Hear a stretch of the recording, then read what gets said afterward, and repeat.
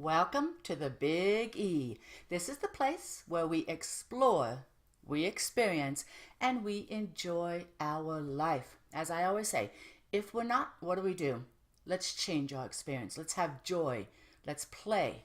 Let's have fun. Wow, those words are probably very ancient or very taboo for adults. It's meant only for children. Not anymore. Since the feminine has arrived since 2014, so many different channelers and energy workers and healers are telling us it's time now to have fun again. And I'm excited. I've always had fun.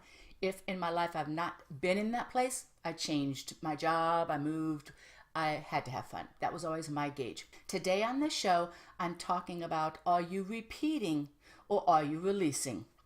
I'm going to share my story and my experiences of this. It basically is, are you still sitting in your shit or are you standing up and getting out of the muck?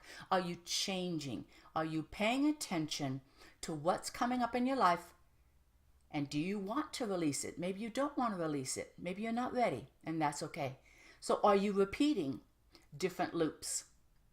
Stay with me.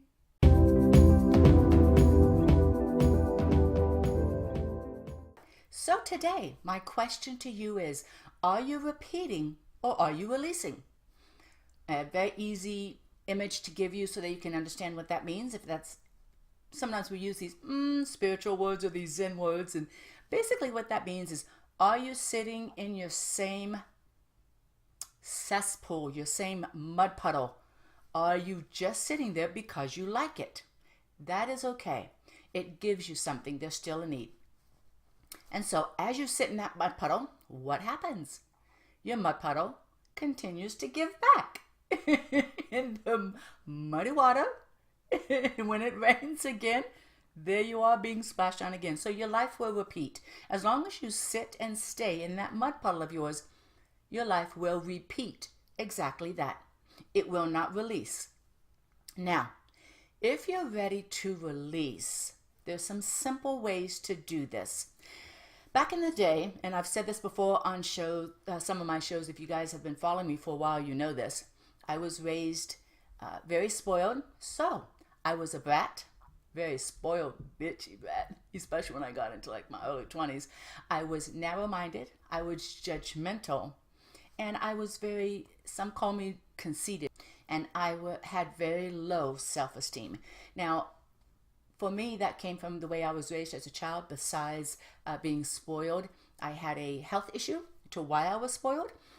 And so my parents did the best they could. But for me, I grew up a certain way, a certain dynamic, into this old energy. It's all about me. The world, it was all about me. If I was hurt, it's all about me. Why aren't you concerned? I wasn't able to, at that time, to release old patterns that I had gotten or obtained or I was shown when I was a child. But as I got older, there was a experience in my life that happened in June the 2nd, 1985, and it began my journey to where I started to look within. Something would come up, and I remember looking around, and for the first time I had an awareness. I would look around at the people I had chosen, the friends I had chosen, the husband I had chosen, and whatever those people that were in my life, and I started to notice they always told me what to do. And I'm thinking, seriously? Now, I, as a young girl and a young woman and a young child, kind of went with the wind. If someone was talking to me and I wanted to be friends, oh yeah, I'd agree with them. If somebody else came along and that was a contradictory to this friend, but so I was like this little willow in the wind. I'll go with you. I'll support you. I'll agree with what you believe in. I didn't really have an opinion of my own. So I attracted and I created a world where people told me what to do because that's what I needed. I didn't do it for myself. I couldn't do it for myself. So I attracted those who would help me along my path. Now that's kind of a pattern of what we do as human beings. Basically, I wanted to clarify real quick, is that what we want to be, we will attract. If you're not able to do it yourself, you will attract it in others. It's a dynamic that helps us in the evolutionary process to start to evolve. I was not strong enough to do it for myself, so I attracted people that would do it for me. All right, until I got it. So as I went along, I remember looking at the people, my friends and family, and watching that they always told me what to do. Well, to release this pattern, I remember thinking, going, yeah, hell no, I'm done. What do I want to think about? What do I want to choose? Who am I? Why do I feel this way? Why does this affect me?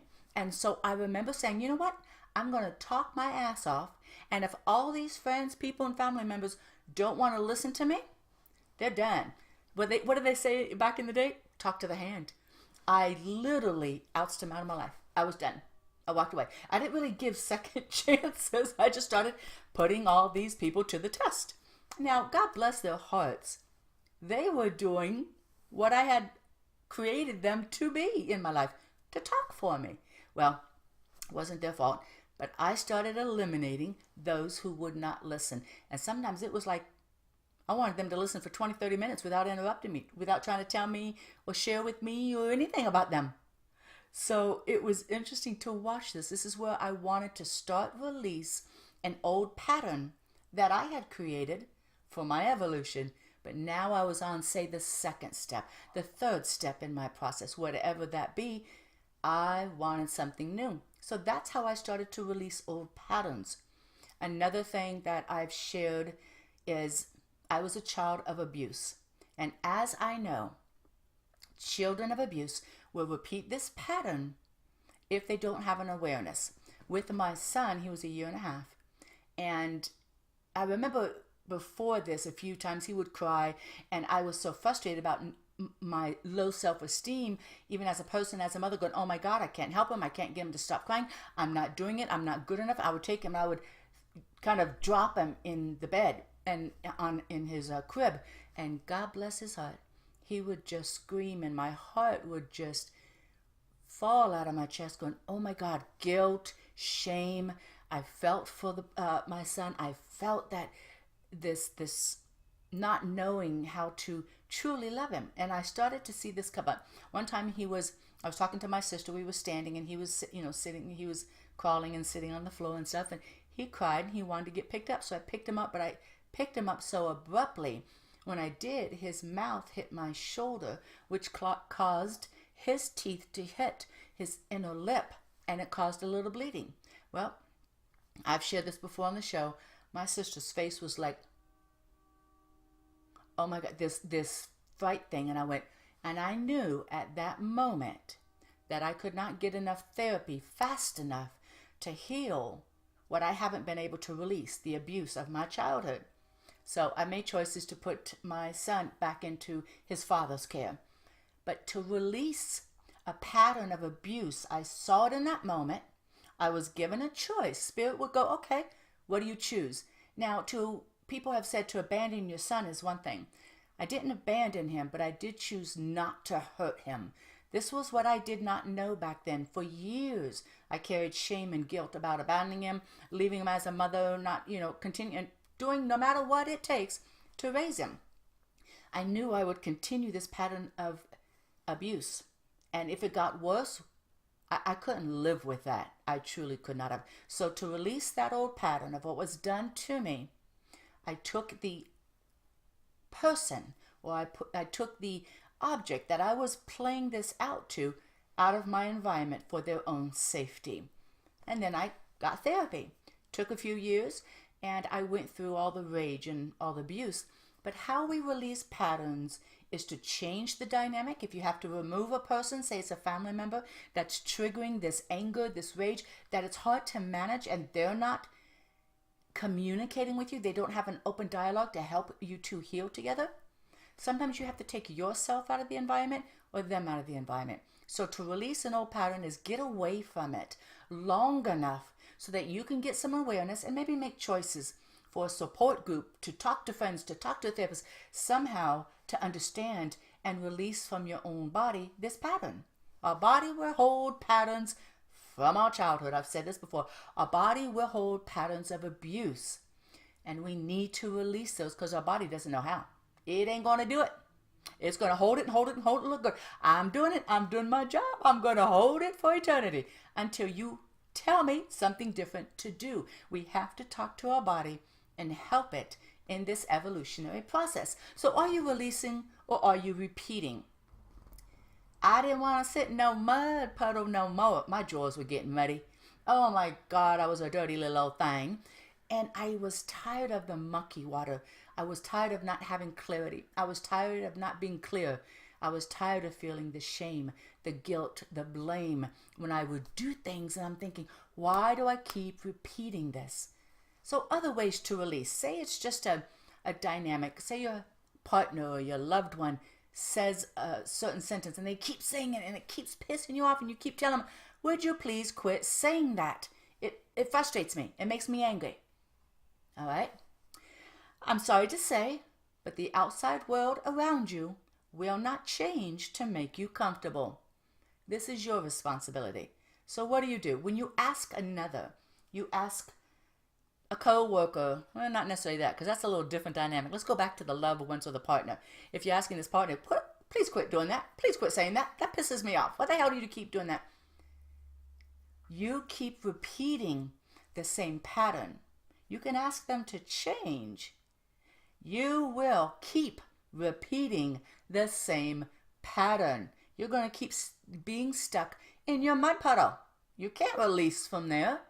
If you're looking outside of yourself and asking others and reaching out to say, okay, you pissed me off, so don't do that anymore, please. You're going to repeat.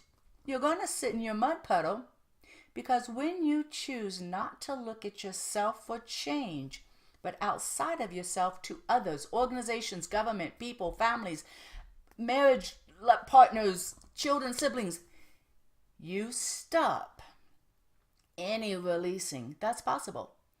Spirit says, okay, she's sitting in a mud puddle. We're going to wait.